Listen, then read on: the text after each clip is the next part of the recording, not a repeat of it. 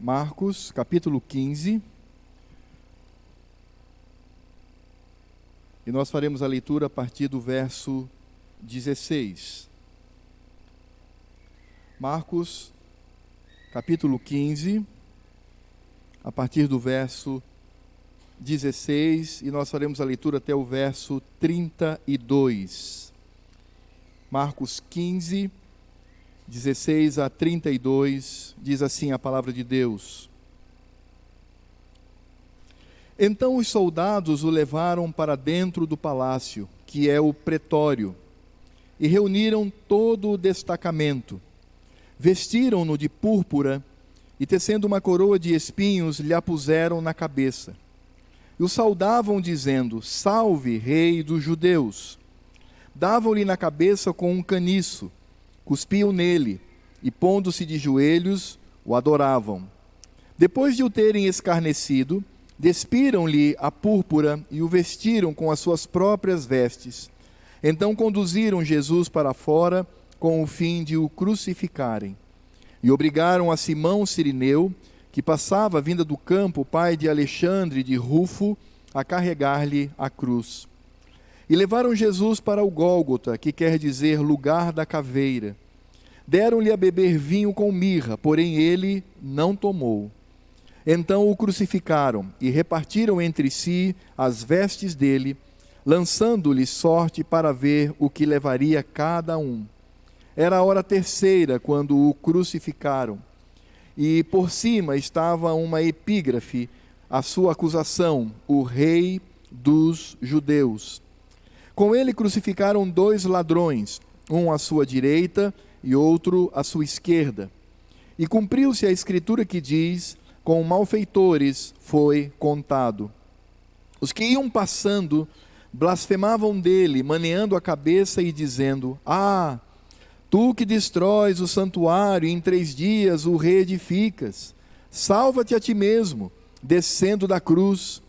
De igual modo, os principais sacerdotes com os escribas, escarnecendo entre si, diziam: Salvou os outros, a si mesmo não pode salvar-se. Desça agora da cruz o Cristo, o Rei de Israel, para que vejamos e creiamos. Também os que com ele foram crucificados o insultavam. Nós estamos já na reta final do Evangelho de Marcos e nós entramos na cena mais triste, mais dramática que os evangelhos podem nos trazer. Nós estamos aqui vendo a crucificação de Cristo, a crucificação do Senhor. E essa crucificação, ela precisa ser vista a partir daquilo que Pedro fala na sua primeira carta, no capítulo 3, verso 18, quando ele diz: Pois também Cristo morreu uma única vez pelos pecados, o justo pelos injustos, para conduzir-vos a Deus, morto sim na carne, mas vivificado em espírito. O cenário que nós temos aqui, descrito por Marcos, essa cena dramática da morte de Cristo, aponta e mostra os sofrimentos que ele sofreu, já profetizados na palavra de Deus. O Velho Testamento já havia pré-anunciado a forma como o Cordeiro de Deus iria morrer. E é importante vermos que Marcos, quando ele narra então sobre a crucificação, quando ele fala sobre o fato de que essa cena rude, grotesca, brutal, ela é nos dividida em 3 pontos. Marcos vai falar primeiro do flagelo de Cristo, depois ele vai falar do caminho da cruz, ou a via crucis, e em terceiro e último lugar, a crucificação. E aí, irmãos, quando nós olhamos para a palavra de Deus, Marcos ele começa a falar do flagelo, que é o caminho da cruz. Isso está no verso 16 ao verso 21.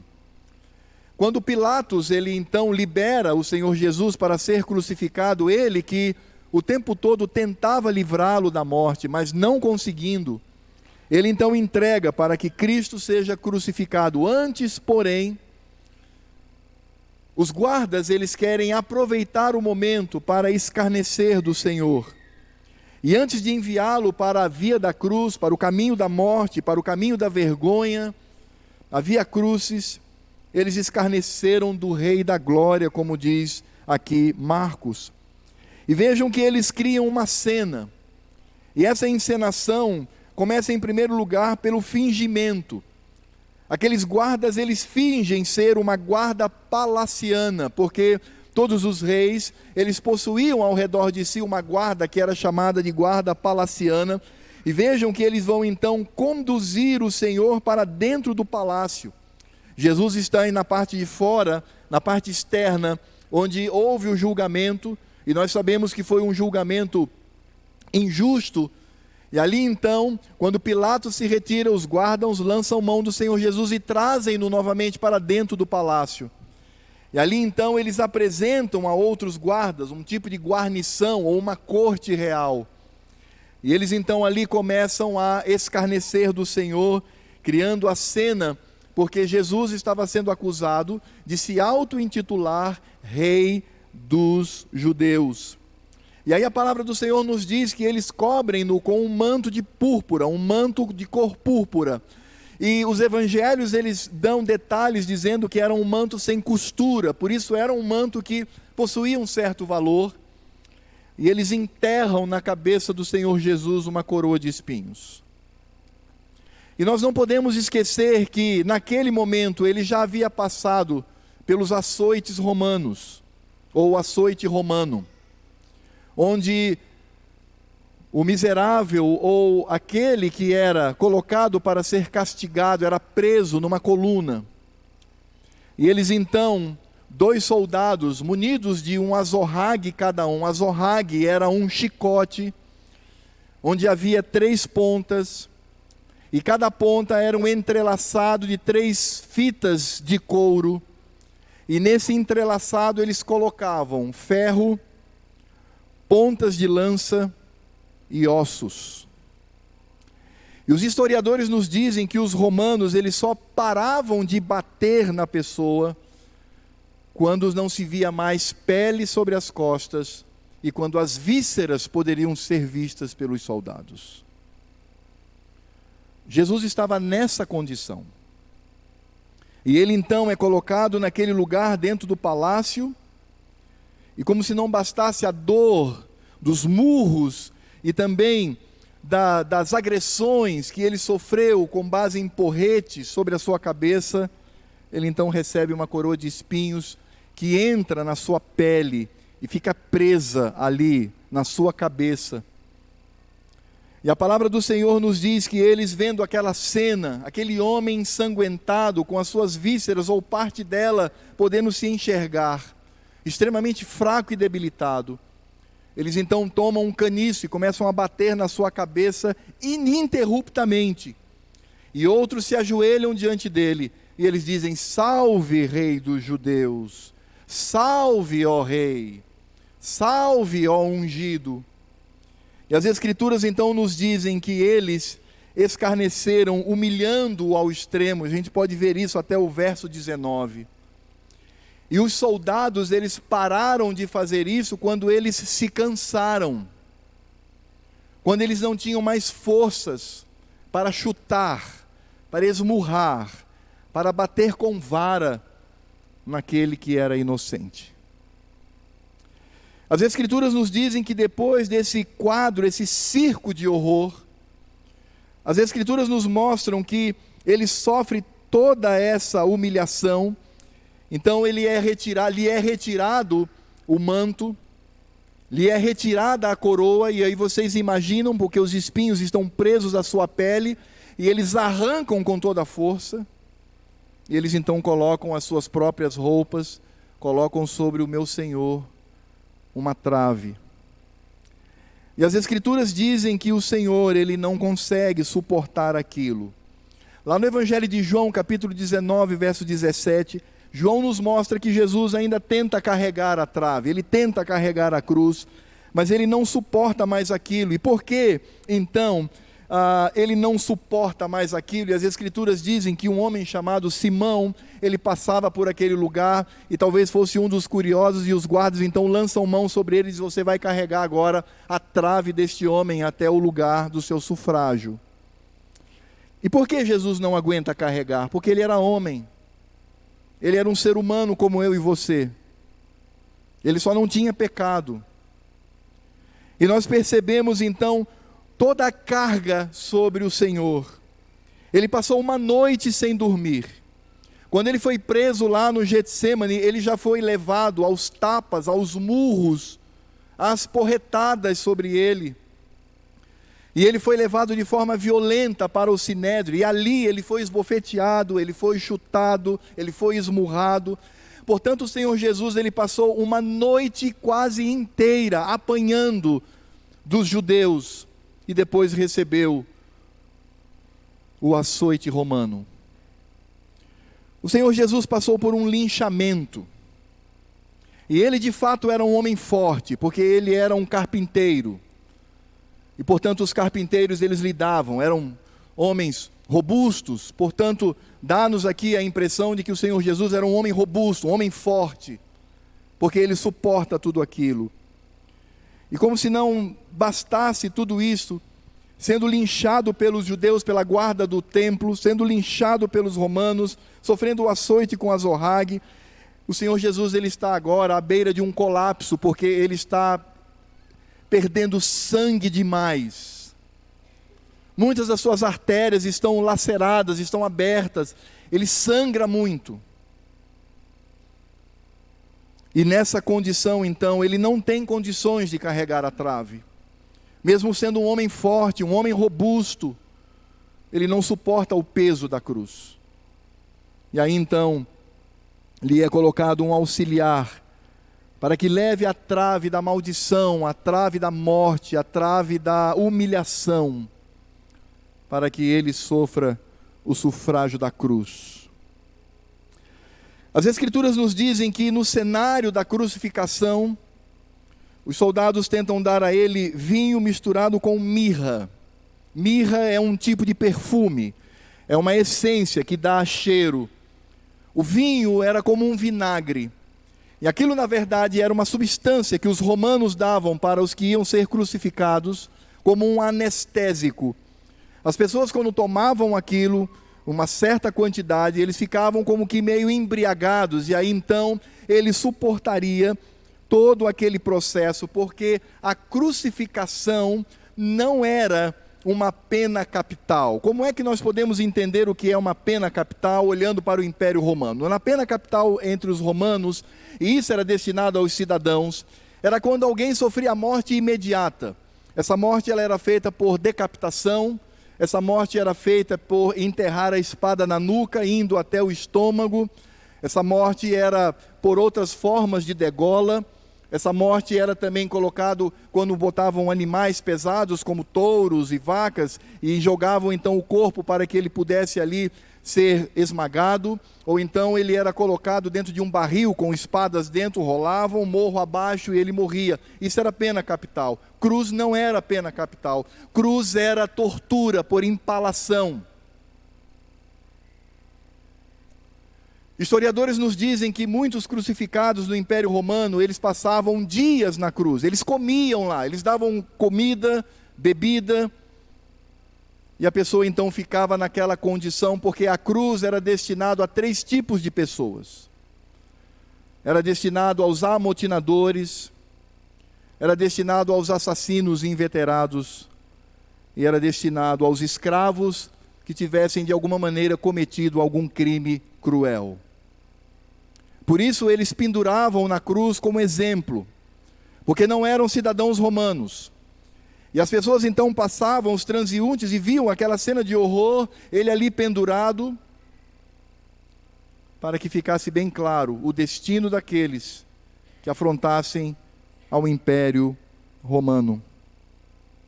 Por isso, quando nós olhamos para a cruz, nós vamos perceber que a cruz ela não era como muitas imagens são feitas hoje, porque as imagens deturpam, as imagens elas não são reais. A cruz ela tinha aproximadamente 2 metros de altura. E na verdade o que existia cravado na terra era o que os romanos chamavam de simplex, que era uma madeira como um vergalhão, como uma coluna de madeira que estava ali enterrado.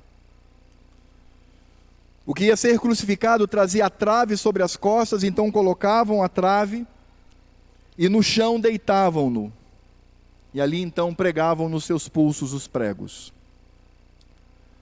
Por isso essa parte que Jesus e os crucificados traziam sobre as costas era chamado de patibulum, porque era a parte transversal da cruz. A cruz também possuía o que era chamado de sopendenium, é uma palavra latina dos romanos, que era um tipo de apoio para os pés. Eles poderiam colocar os pés ali e apoiar-se. E eu vou explicar o porquê disto. E existia também a sedécula. Sim, na cruz existia um banco. O crucificado ele ficava sentado num banco. Ele não ficava dependurado completamente, mas ele se assentava nesse banquinho. E aí então, eles prendiam-no através dos pulsos, naquilo que é chamado de patíbulum, a parte transversal. Depois eles perfuravam com uma broca o tornozelo de osso a osso, aqueles dois ossinhos que nós temos nas laterais do tornozelo, eles furavam com uma furadeira, tiravam, colocavam o prego e colocavam-no sentado então, ali naquele banco, com as pernas flexionadas, e pregavam-no na cruz. Essa é a cena de horror. Foi isto que Cristo experimentou. Ele teve a morte mais humilhante, mais violenta, mais ignóbil, que um ser humano naquele império poderia suportar.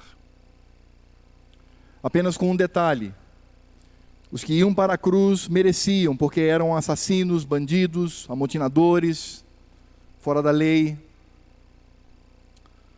Mas nós não estamos falando deles. Nós estamos falando do Deus encarnado. Nós estamos falando do Cordeiro de Deus. E por isso a palavra do Senhor nos mostra que ele foi escarnecido pelo público, pelas autoridades, pelos crucificados. E há um detalhe aqui que talvez passe totalmente despercebido, porque as Escrituras nos dizem que no verso 24 fala: então o crucificaram e repartiram entre si o que? As vestes dele. Você sabe o que isso significa? Significa que retiraram toda a roupa de Jesus. E ele foi pregado desnudo.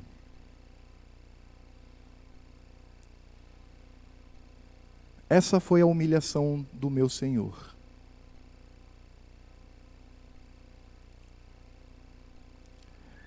E as Escrituras mostram que esse sofrimento, de fato, está registrado no Velho Testamento, e o nosso Cristo sabia disso.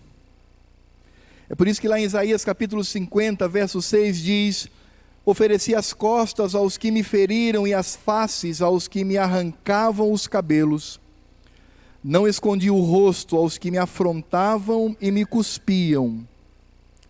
E mais à frente em Isaías capítulo 53, do verso 3 ao verso 11 diz: era desprezado e o mais rejeitado entre os homens, homem de dores e que sabe o que é padecer. E como um de quem os homens escondem o rosto, era desprezado e dele não fizemos caso. Certamente ele tomou sobre si as nossas enfermidades e as nossas dores levou sobre si. E nós o reputávamos por aflito, ferido de Deus e oprimido.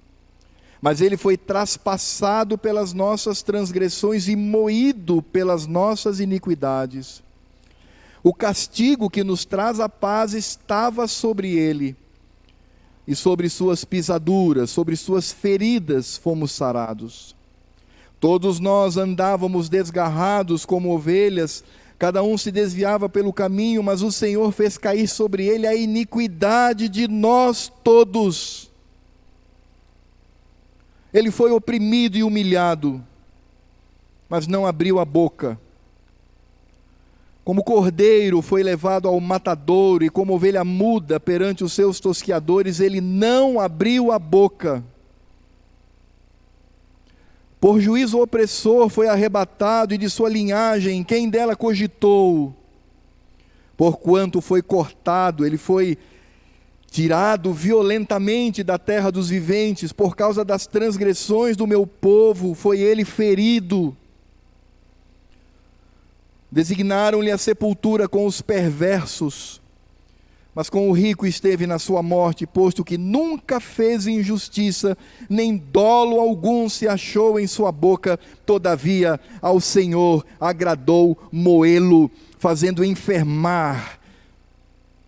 Quando der ele a sua alma como oferta pelo pecado, verá a sua posteridade e prolongará os seus dias, e a vontade do Senhor prosperará nas suas mãos. Ele verá o fruto do penoso trabalho de sua alma e ficará satisfeito. O meu servo, o justo, com o seu conhecimento, justificará a muitos, porque as iniquidades deles levará sobre si. E o Salmo 22, versos 6 e 7 diz: mas eu sou verme e não homem, opróbrio dos homens e desprezado do povo. Todos os que me veem zombam de mim, afrouxam os lábios e maneiam a cabeça. Confiou no Senhor, livre-o ele, salve-o, pois nele tem prazer.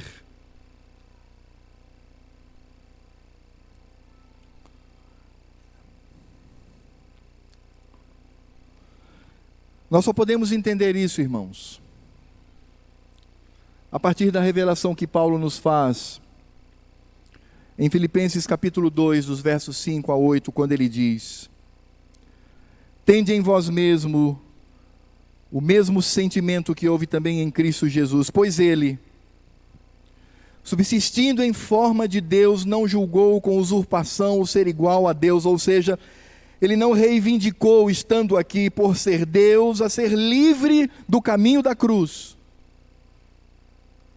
Antes, a si mesmo, voluntariamente se esvaziou, assumindo a forma de escravo, tornando-se em semelhança de homens. Ele virou gente, e reconhecido em figura humana, quem olhava para ele via um homem. A si mesmo se humilhou, ele se entregou à humilhação, tornando-se obediente até a morte, e morte de cruz.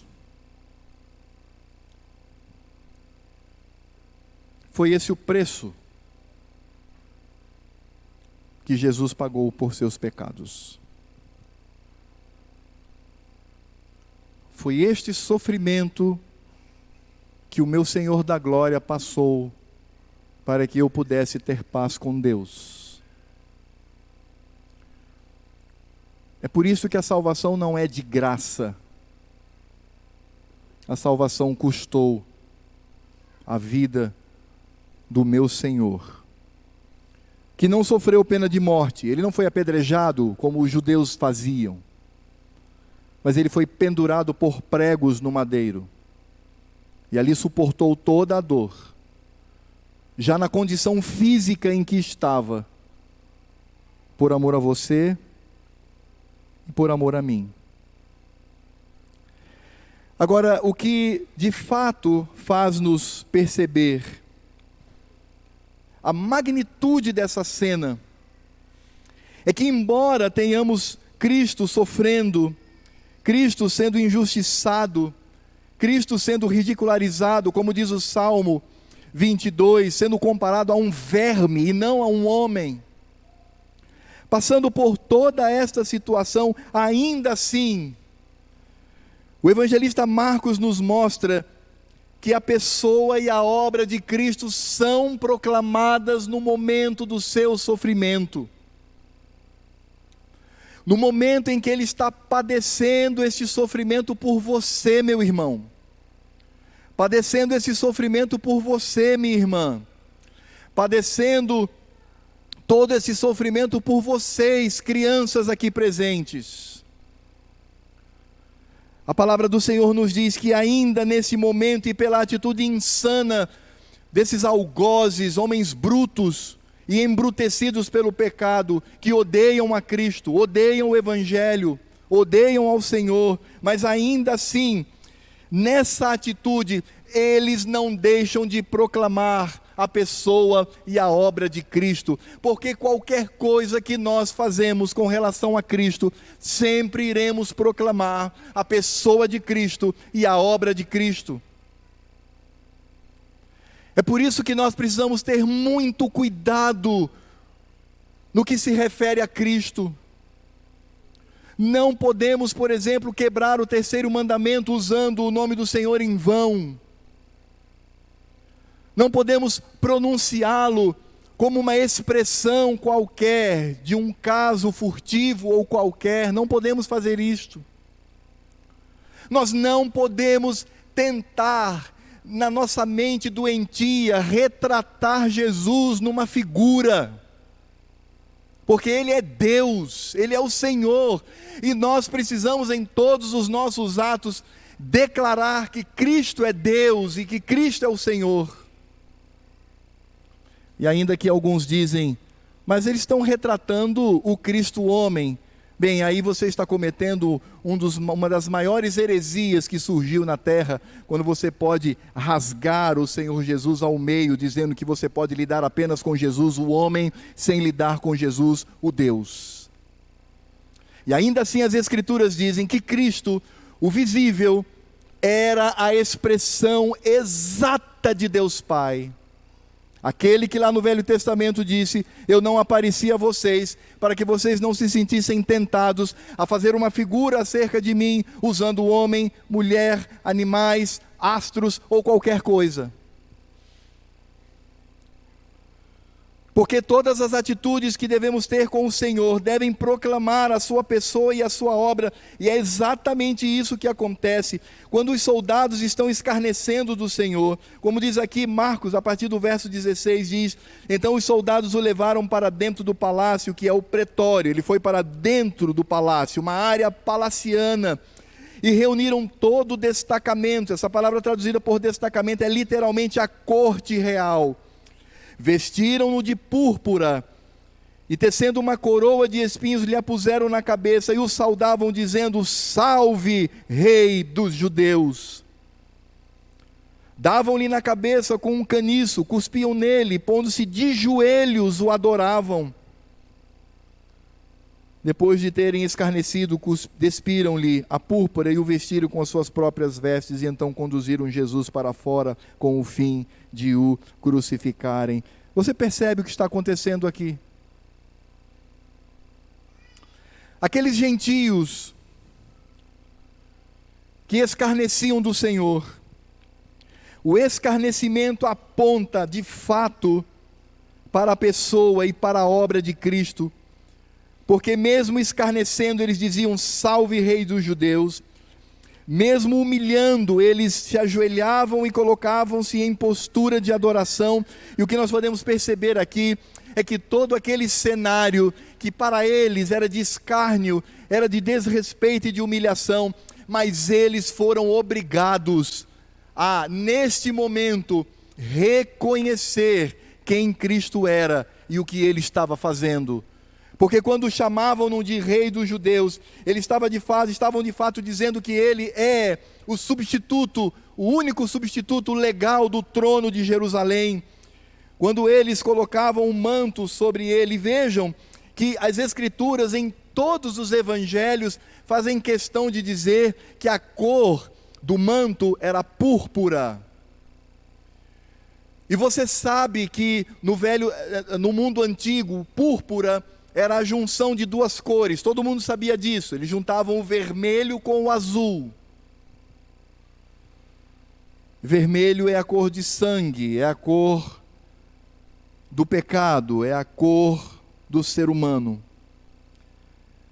E de fato, aquele manto silenciosamente proclamava que ali estava o homem, que tomava sobre si o pecado, porque a cor do pecado é o vermelho, e o sangue fora derramado pelos eleitos de Deus.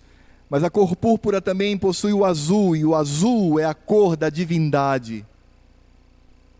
Aquele manto silenciosamente estava demonstrando que ali estava o Deus Todo-Poderoso. Eles não sabiam disso.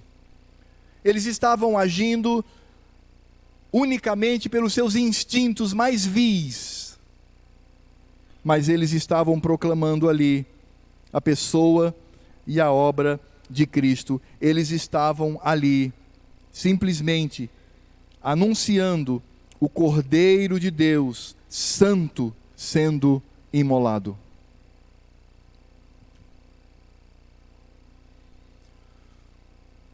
Irmãos, nós não fazemos ideia da profundidade do sofrimento que Cristo passou naquele momento. Nós não temos ideia do que o Senhor da Glória passou por mim e por você. A que ponto ele chegou para se entregar voluntariamente e assim demonstrar amor por nós. E apenas para que a cena fique clara no seu coração e na sua mente, para que fiquemos aqui sabedores do que Cristo passava. A impalação por crucificação levava a pessoa à morte por falência. Se lembram que na cruz existia um banco, a sedécula? Ele permanecia sentado e aí ele relaxava então o seu corpo, mas quando isso acontecia, ele tensionava os seus braços, o seu pulmão era pressionado e ele não conseguia respirar. E quando ele não suportava mais a falta de oxigênio, ele forçava os pregos dos pés, ele se levantava e ele ficava literalmente de pé. E aí então o seu pulmão era aliviado e ele podia então respirar, mas devido à força que fazia nos pés e pelo fato também de esticar os seus braços, vinha uma dor das extremidades para o centro do corpo, uma cãibra insuportável, e quando o crucificado então não suportava mais, ele soltava o seu peso e sentava na sedécula de novo. E ele ficava nesta agonia o tempo inteiro. E o que nós percebemos é que as pessoas que estão ao seu redor, não há um sequer, naquele momento, que tenha respeito por ele, que o trate com honra, que o trate com dignidade. E como eu disse, tudo isto Jesus sofreu por causa do meu e do seu pecado. É por isso, irmãos, é por isso que quando nós tratamos o pecado de forma desavisada, quando nós temos uma vida cristã do oba-oba, quando nós achamos que o Evangelho é viver num grande parque temático para nos divertir, quando nós colocamos os valores do mundo e da sociedade para o Evangelho, porque é muito mais interessante privilegiar o homem, quando nós nos reunimos para cultuar e estamos muito preocupados com o que as pessoas estão pensando, com o que as pessoas estão olhando e ouvindo, isso de fato, irmãos, afronta. Porque Jesus não morreu para isto. Jesus não morreu para que os eleitos de Deus tivessem uma vida relaxada, uma vida distante dele. O Senhor morreu para que tenhamos vida e vida em abundância, e para que tenhamos a condição de ter uma vida santa diante do Senhor. Ainda que pecadores, uma vida de santidade, fazendo com que homens e mulheres crentes sejam honestos, verdadeiros, sejam auxiliadores, se importem com o sofrimento alheio, estejam interessados em pregar o Evangelho. Hoje, pelo finalzinho da tarde, eu estava na sala, pensando um pouquinho e me colocando diante do Senhor, para o culto e para o sermão, preparando-me para o culto ao Senhor que prestamos agora, e a campainha tocou. Eu disse, bom, deve ser algum migrante, veio pedir alguma coisa, deve estar necessitado, e eu atendi, e veio lá a voz de uma senhora, disse, boa tarde, boa tarde, senhor, quem está falando aqui é uma crente, eu sou crente no Senhor Jesus, eu estou batendo na sua porta para, se o senhor desejar, ler as Escrituras, falar um pouco de Cristo, falar um pouco da salvação. Eu lembro que eu tive o prazer e a alegria de responder para aquela minha querida irmã, irmã, eu já sou de Cristo, siga em frente. E aí quando ela se afastou, eu disse no meu coração, rapaz, possivelmente essa irmã não é presbiteriana. E isso nos envergonha.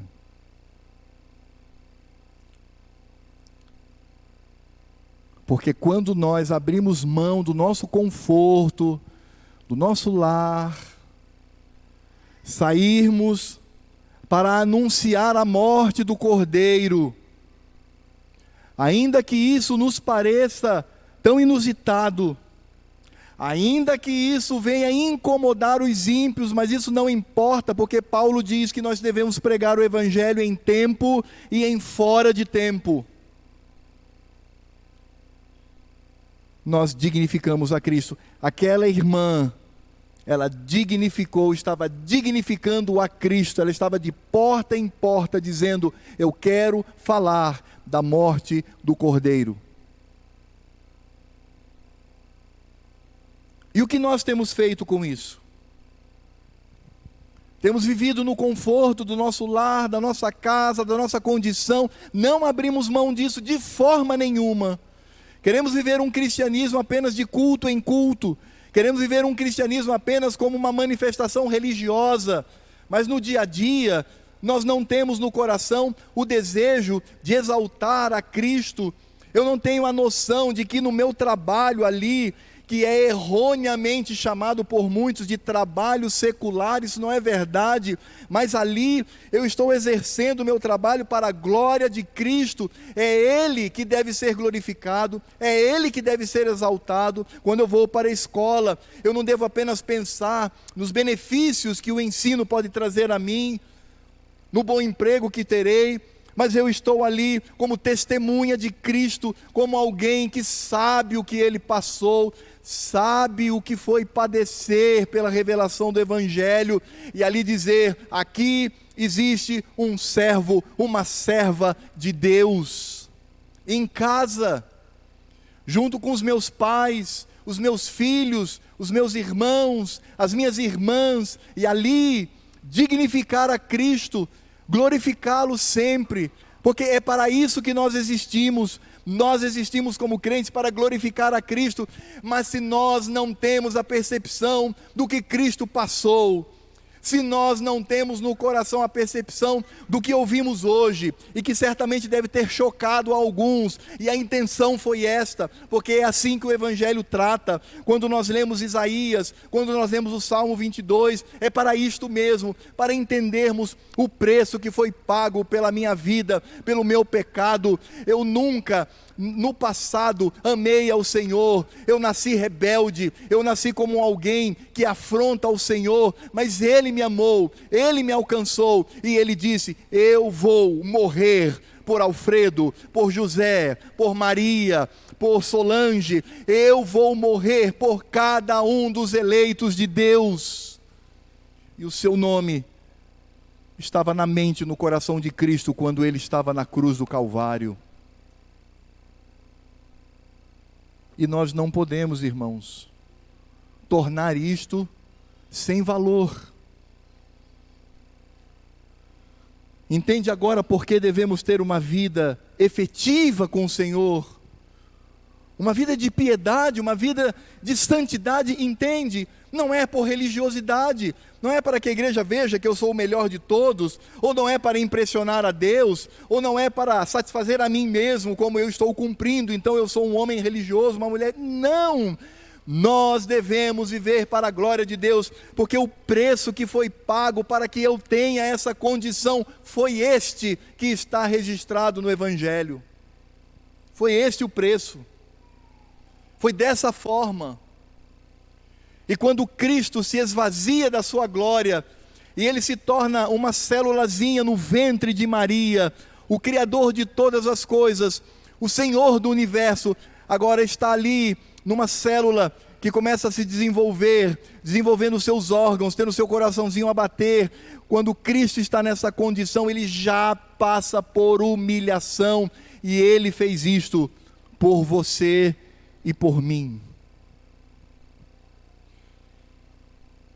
Você sabe qual foi o preço que Jesus pagou, demonstrando amor por você? Foi este. E eu pergunto, estamos dispostos a quê para demonstrar o nosso amor para com Ele? É por isso, irmãos, que eu gostaria de fazer algumas aplicações aqui para a nossa vida, pensando sobre a morte de Cristo. E em primeiro lugar eu quero falar sobre o amor divino, porque a cruz manifesta o amor de Deus.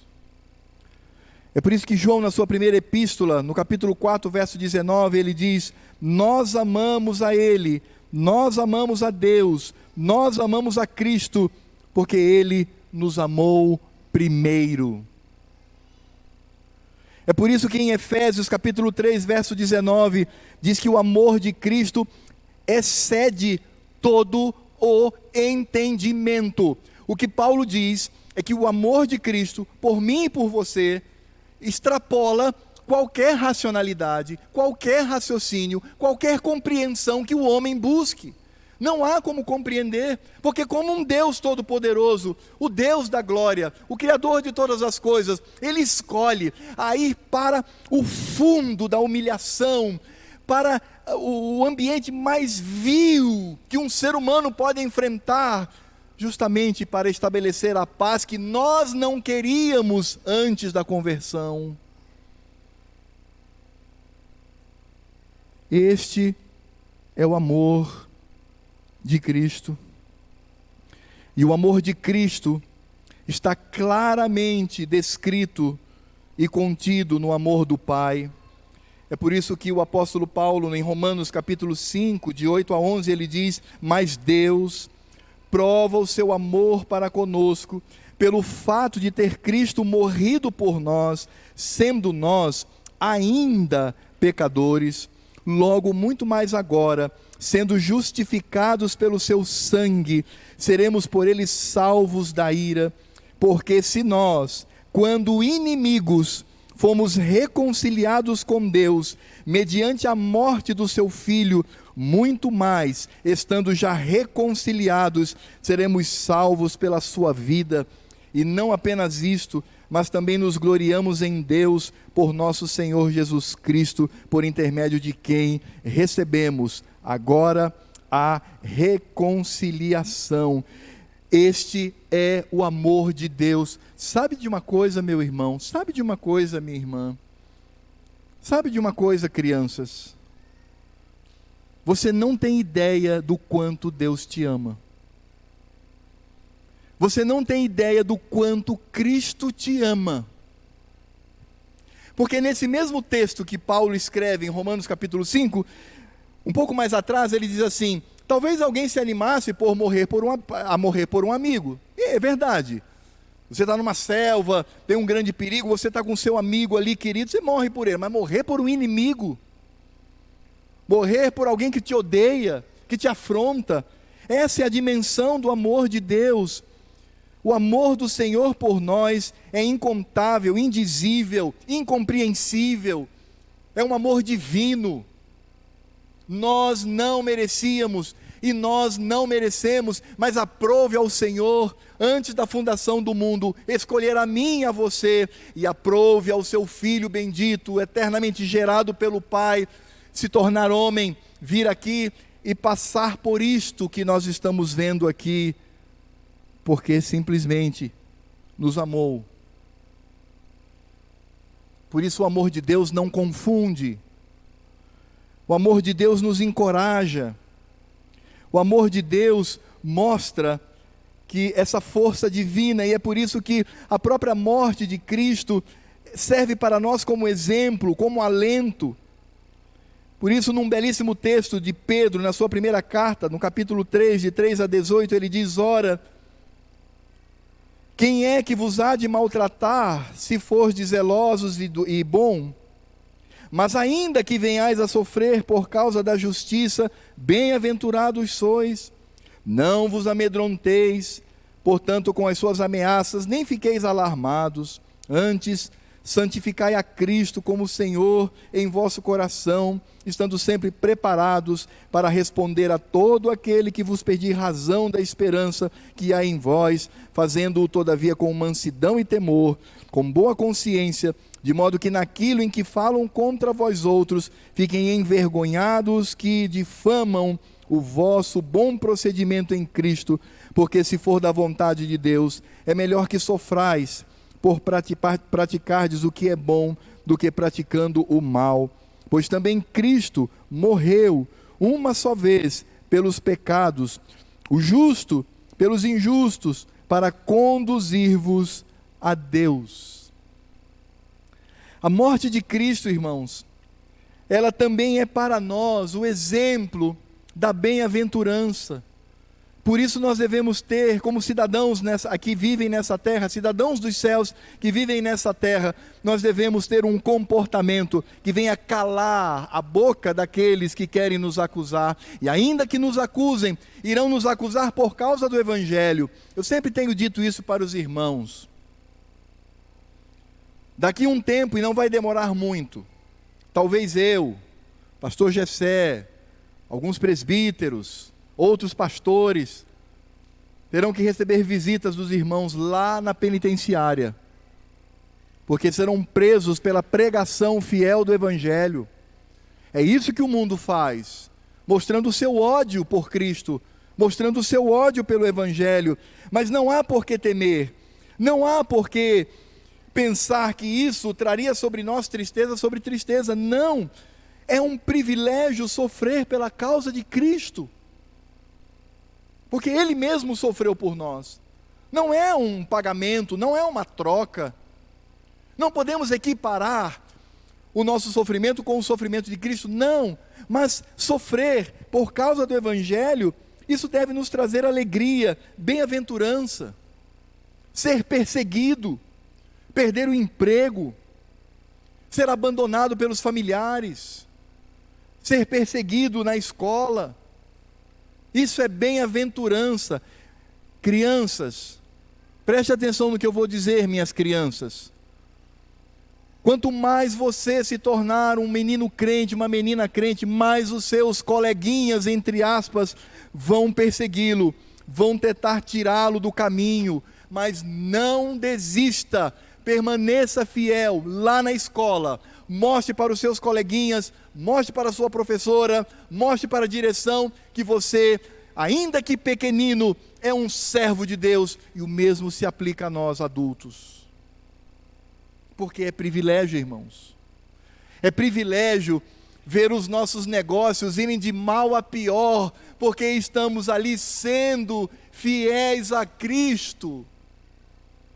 Eita, que a minha empresa faliu. Por quê? Porque eu estou andando conforme os servos de Cristo andam. Ah, eu perdi uma grande oportunidade. Por quê? Porque eu não me vendo, eu estou andando conforme Cristo. Ah, tem sido difícil lá na universidade, porque as pessoas, os professores me perseguem. Isso é privilégio, porque eu estou ali tendo o comportamento de quem ama a Cristo, de quem reconhece o sofrimento que Ele passou, e o valor disto para mim e para todos os crentes. Por isso, nós somos fortalecidos também pelo exemplo do sofrimento de Cristo. Vejam o que Cristo passou, por isso para nós é privilégio sofrer por Ele. Eu sei que nós vivemos hoje naquilo que muitos pesquisadores chamam de o altar da vitimização, e o direito à queixa. Tudo reclama-se, tudo se faz de vítima, tudo é motivo para alarde. Nós não somos assim. Pedro mesmo diz, devemos ter uma vida discreta, mas uma vida que dignifique ao Senhor. Mas também a morte de Cristo, além de demonstrar o grande amor por nós, essa força divina que vem, ele também nos traz paz e segurança. É por isso que o apóstolo Paulo, lá em Romanos capítulo 5, verso 1, ele diz: justificados, pois, mediante a fé, temos paz com Deus, por meio de nosso Senhor Jesus Cristo. E Paulo mesmo, lá em Colossenses capítulo 1, do verso 20 ao verso 22, ele diz: havendo feito a paz pelo sangue da sua cruz, por meio dele, reconciliar-se consigo mesmo todas as coisas, quer sobre a terra, quer nos céus, e a vós outros também que outrora éreis estranhos e inimigos no entendimento pelas vossas obras malignas, agora, porém, vos reconciliou no corpo da sua carne, mediante a sua morte, para apresentar-vos perante ele santos, inculpáveis e irrepreensíveis. A morte de Cristo na cruz, ou a crucificação, o Cordeiro de Deus, nos traz paz e segurança. Sabe, irmãos, nós vivemos na presença de Deus por causa da morte do Cordeiro. No Velho Testamento, quando o sacerdote, uma vez por ano, ele entrava no Santo dos Santos, onde ficavam ali alguns objetos, como a Arca da Aliança, por exemplo, naquela parte. Quando o sacerdote entrava, ele colocava vários sininhos na roupa, pequenos sinetes, e amarrava uma corda na cintura. E os levitas então seguravam e ele entrava, trêmulo, suando frio, prestes a desmaiar, porque ele sabia que poderia entrar ali e poderia ser fulminado pela ira do Senhor, por ter entrado ali de forma inadvertida. Talvez tenha se esquecido de matar o cordeiro e transferir os seus pecados a ele, e ele então entrava ali trêmulo. Hoje, o autor de Hebreus diz que nós podemos entrar nesta presença de Deus pela oração a qualquer momento, pelo vivo caminho que é Cristo. Nós temos paz com o nosso Deus olha para nós e vê a obra de Cristo, o nosso Deus olha para nós e vê a seu Filho, o Pai olha para nós e nos ama em Cristo Jesus. O amor devotado do Pai ao Filho nos alcança por causa da obra que Ele fez na cruz. É por isso que não há o que temer, é por isso que nós temos segurança, é por isso que ainda pecadores nós sabemos que iremos atravessar os portais da eternidade para estar com Cristo por toda a eternidade, porque Ele morreu em nosso lugar. Esse é o amor de Deus, essa é a força de Deus para nós, essa é a paz e a segurança divinas que temos sobre nós. Por isso, irmãos, ao lembrarmos da morte de Cristo, que nos constrange, nos abate, nos choca, ao mesmo tempo devemos dizer: ó meu Senhor, obrigado por esta obra, e ajuda-me para que eu tenha vida digna, para que eu possa dignificar pelo teu poder essa morte que sofreste em meu lugar.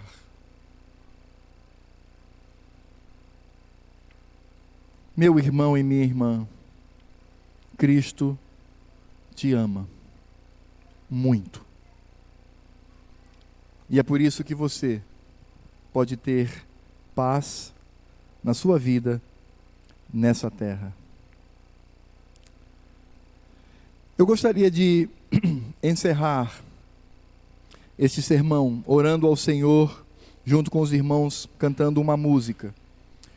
Eu não sei quantos aqui conhecem, mas eu gostaria de que nós, se você conhece, cante, prestando atenção. Se você não conhece, preste atenção na letra e ore no seu coração, pedindo para que o Senhor, Ele venha desenvolver no meu coração amor por Cristo, porque algo que nós temos aprendido no Evangelho de Marcos é como não amar a Cristo. Abra o seu coração, a sua mente. Quem souber, cante. Quem não souber, preste atenção na letra e faça dessa letra a sua oração.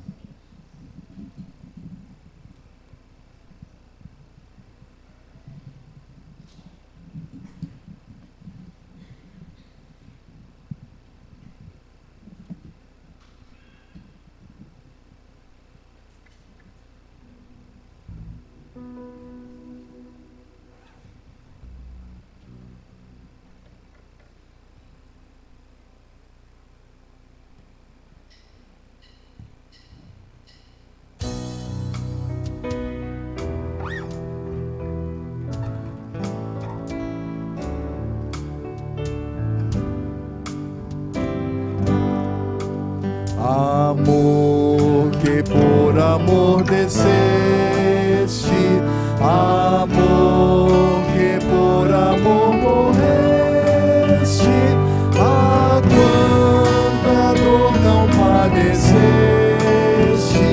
minha alma vieste resgatar, e o meu amor ganhar. Amor que por amor seguias, a mim que sem amor tu vias, oh quanto amor por mim sentias, eterno Deus Senhor Jesus, sofrendo sobre a cruz. Amor que tudo me perdoas, amor que até mesmo abençoas, o réu de quem tu te afeiçoas, vencido, ó Salvador, por ti, teu grande amor senti. Amor sublime que perduras, que em tua graça me seguras, cercando-me de mil venturas, aceita agora, ó Salvador, o meu humilde amor. Vamos ficar de pé e vamos cantar mais uma vez. Amor que por amor desceste, amor que por amor morreste, a quanta dor não padeceste, minha alma vieste resgatar, e meu amor ganhar. Amor que por amor seguias, a mim que sem amor tu vias, oh quanto amor por mim sentias, eterno Deus Senhor Jesus, sofrendo sobre a cruz. Amor que tudo me perdoas, amor que até mesmo abençoas, o réu de quem tu te afeiçoas, vencido, ó Salvador, por ti, teu grande amor senti. Só as mulheres. Agora os homens. Que em tua graça me segura, todos, cercando-me de mil venturas, aceita agora, Salvador, o meu humilde amor. Aceita agora, ó Salvador, o meu humilde amor. Senhor Deus e Pai, nós queremos exaltar o Teu santo nome pela morte do Cordeiro de Deus. Te exaltamos, ó Pai, por essa obra que se nos é apresentada de forma tão cruenta, tão violenta, tão sangrenta, Senhor, que foi a crucificação do nosso Senhor e Redentor Cristo Jesus. Ó Deus, muito obrigado por este amor. Obrigado porque o Senhor nos amou quando ainda éramos rebeldes. E o Senhor continua a nos amar, agora em Cristo Jesus. Porque quando o Senhor olha para nós, o Senhor vê a Cristo. Cristo é o nosso advogado junto a Ti. Cristo, ininterruptamente, tem defendido a nossa causa com base na sua morte na cruz do Calvário, meu Senhor. Cristo, com seu Espírito Santo, tem conduzido a nossa oração, porque sequer sabemos orar, nem orar nós sabemos. Mas o Senhor, com gemidos inexprimíveis, conduz a oração ao Teu trono da graça. E ó Pai querido, um dia toda a humanidade estará diante do tribunal. E aqueles que estiverem à esquerda do Senhor Jesus, que é o juiz da glória, o Senhor sobre todos, receberão a punição justa por causa dos seus pecados, por causa da sua rebeldia, receberão aquilo que qualquer pecador merece. Mas nós, que estaremos à direita do Cordeiro, ainda que não merecendo, receberemos o abraço, o carinho, o afago, e ouviremos a sua voz doce e suave, dizendo a todos nós: vinde, benditos de meu Pai. Vinde para as moradas eternas, preparadas desde a fundação do mundo. Naquele momento, meu Senhor, nós iremos chorar, sorrir, ficaremos perplexos e ao mesmo tempo envergonhados e constrangidos. Porque quando ouvirmos a doce voz de Cristo nos chamando para as bodas do Cordeiro e para este culto que celebraremos por toda a eternidade, quando Cristo levantar as suas mãos, veremos nos seus pulsos as cicatrizes, veremos na sua testa as marcas de espinho, veremos nos seus tornozelos santos e amáveis, como as marcas do prego. Ó Senhor, desenvolve em nós este amor por Cristo, sabendo do que Ele foi capaz para nos salvar.